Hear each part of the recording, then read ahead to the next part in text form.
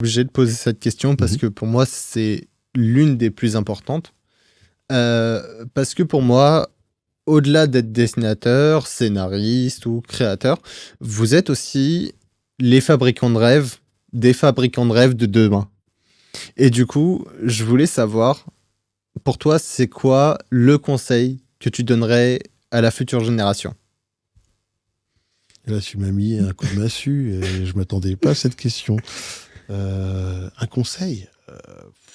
Ça sera toujours le même conseil que tous les autres qui sont passés avant ont donné, c'est-à-dire de se faire plaisir en dessinant, de pratiquer, d'essayer de tout dessiner et ouais, d'y aller à fond et de faire de son mieux, de s'améliorer autant que possible et puis voilà, de s'accrocher à ses rêves entre guillemets et d'y aller quoi.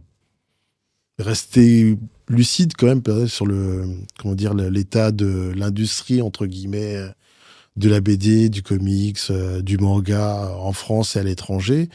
Mais voilà, si la personne se sent inspirée et sent qu'elle a quelque chose à apporter en fait à tout cet univers-là et que ayant rencontré des professionnels, alors pas que des dessinateurs, faut aussi voir l'avis des éditeurs, de scénaristes, d'autres choses. Et ayant compilé un peu tout ça, essayer de trouver, de voir en fait où est sa place dans dans ce bise-là.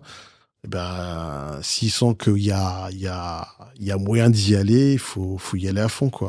Puis espérer que il y a un support de ses proches, qu'il y a un support d'une communauté, si la personne a déjà une communauté, parce que elle est sur les réseaux, ce genre de choses. Mais ouais, faut pas lâcher l'affaire. Faut pas lâcher l'affaire. Faut s'accrocher, parce que ça sera pas facile. Ce sera pas facile. Il y a plus de jours où, voilà, tu vas manger du lichen ou sucer des cailloux que tu vas manger du caviar. Mais voilà, si tu arrives à te faire plaisir et à faire plaisir aux autres avec ce que tu fais, il y a peut-être moyen de transformer ça en quelque chose de pérenne et faut y aller, quoi. C'est pas du tout les mêmes conseils que les autres. Même Ah chez